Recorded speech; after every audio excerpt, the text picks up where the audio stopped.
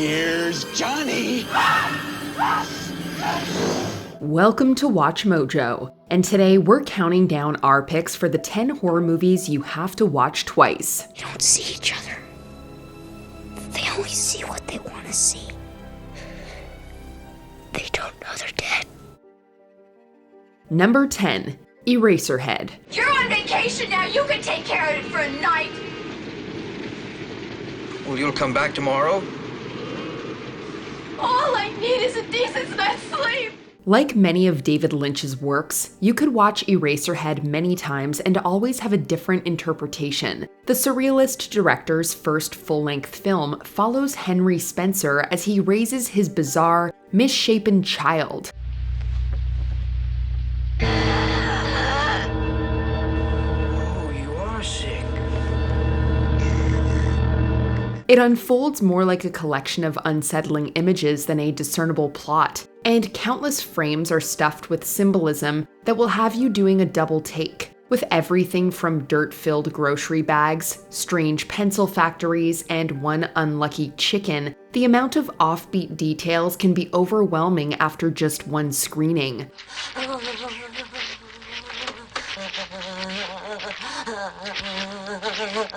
Eraserhead's ability to invite new and complex analogies after each viewing has helped make it both a cult classic and a worthy directorial effort for Lynch. Number 9, Scream. You like scary movies? Uh-huh.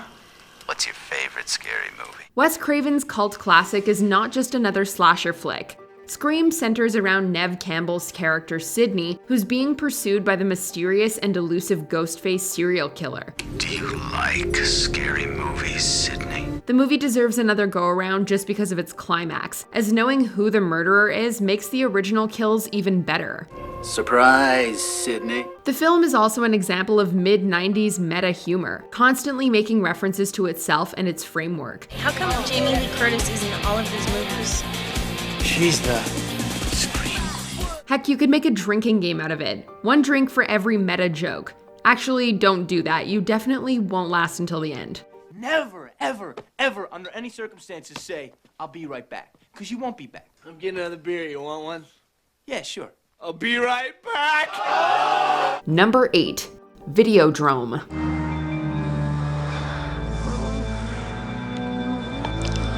Watching a David Cronenberg film usually deserves multiple viewings, and Videodrome let his audiences know that early on. This sci-fi and body horror flick introduces us to Max Wren, a TV executive who discovers a strange satellite broadcast depicting unforgivable violence. Naturally, he sees this as the future of the entertainment industry. Rotting us away from the inside.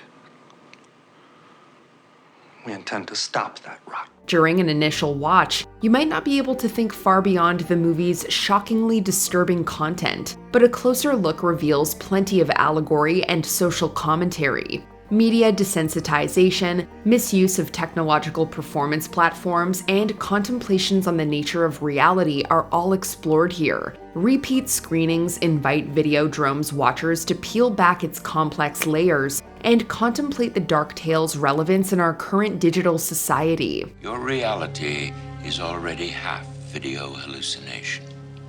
If you're not careful, it will become total hallucination. You'll have to learn to live in a very strange new world. Number 7, The Others. Now she thinks the house is haunted. Our next entry is as mysterious as they come. Initially, The Others seems to be about Grace Stewart and her family being tormented by shady servants and supernatural occurrences. Cut to the twist, Nicole Kidman's character and her family are actually the ones who are supernatural, i.e. dead. In fact, Kidman took her children's lives and then her own out of grief, and they're now haunting the current occupants of the house. We're not dead! We're not dead! Only finding this out at the end means that watching the horror thriller a second time will completely change how you see the others. Maybe you're a ghost too. Probably not though. Young Lydia said the very same thing when she realized the three of us were dead. And that was the last time she ever spoke. Number 6, Us. Evil doppelgangers, mysterious underground tunnels, Tim Heidecker in a half-serious role. There's a lot going on in this movie. Wait, 2 Tim Heideckers in the same movie? Now that's enough to make your head spin. In the follow-up to his critically acclaimed horror debut, Get Out filmmaker Jordan Peele ups both the weird factor and the thematic complexity. It's a family. Y'all scared of a family? Boogeyman's family. Us is many things, stylish, funny, and terrifying. But easy to understand is not on that list. It's not clear at this time if or how these people are connected to the attacks. What is that? They're forming what looks like them. Sure, the basic plot is simple enough. Evil doppelgangers rise from their subterranean world to murder and take the place of their surface-dwelling counterparts. But what does it all mean? Who are these people and what's up with those tunnels? Once you find out, it's time for a rewatch. Everything had to be perfect. I didn't just need to kill you. I needed to make a statement. Number 5, Jacob's Ladder. Thanks to Lewis Carroll and Alice in Wonderland, down the rabbit hole is a common way of saying that someone has crossed over into a surreal state or strange perspective. This isn't happening. What is happening? Get me out of here. There is no out of here.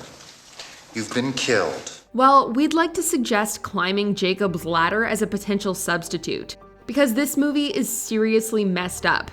Released in 1990 and starring Tim Robbins, Jacob's Ladder is a psychological thriller/horror film that takes you to the very darkest corners of the human psyche.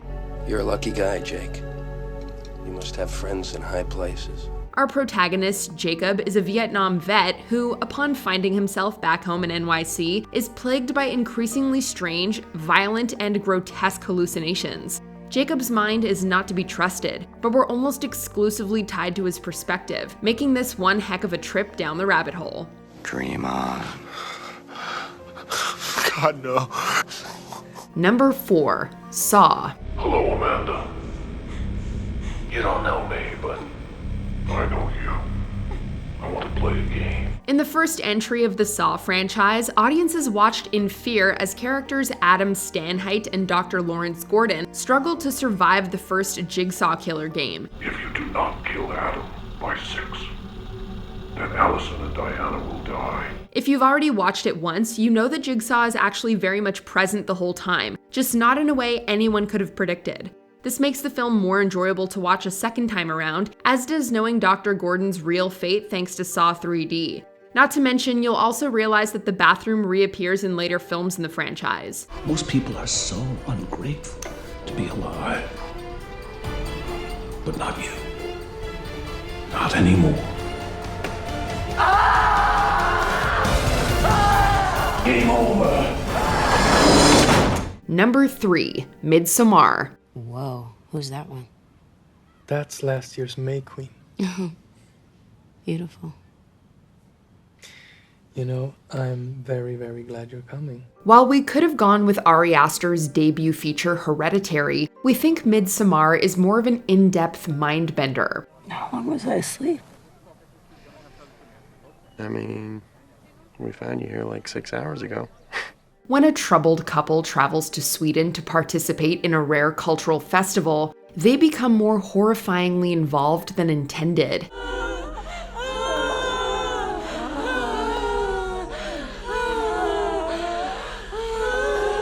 The concept was initially meant to be an obvious slasher movie, but Aster drew inspiration from his actual life to give the story thematic texture. It meditates on emotional trauma, disloyalty, and the collapse of relationships, all while creeping the bejesus out of the audience. On a second watch, you might better identify these themes and unearth the subtext of this strange tale, or you might further appreciate the thoroughly researched sets and costumes. Who knows? It might even help you through a difficult breakup.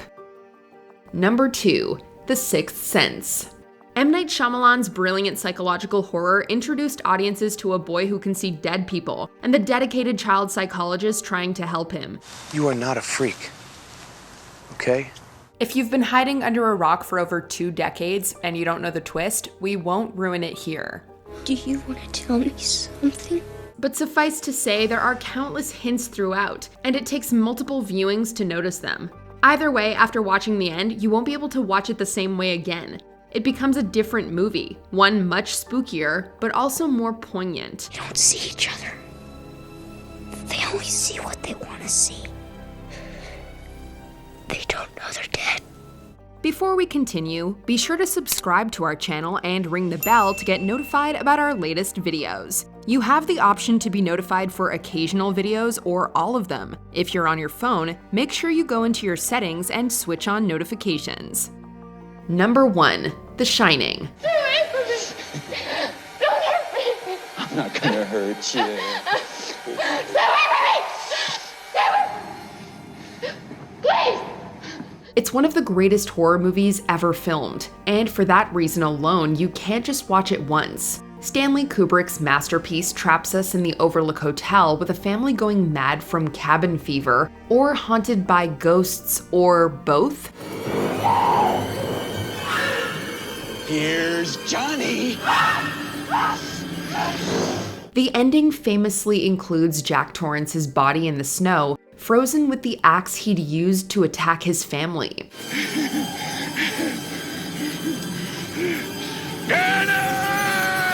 There's actually a deleted scene when we learn that police were unable to find Jack's corpse, which was meant to double down on The Shining's ambiguity. This unique Stephen King adaptation has prompted a lot of discussion about its meaning and inspired multiple interpretations of its imagery. Study up with multiple viewings before offering your analysis. Just don't bring up that moon landing theory.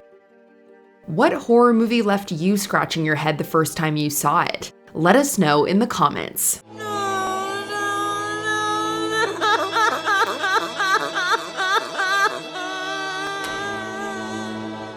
Did you enjoy this video? Check out these other clips from WatchMojo and be sure to subscribe and ring the bell to be notified about our latest videos.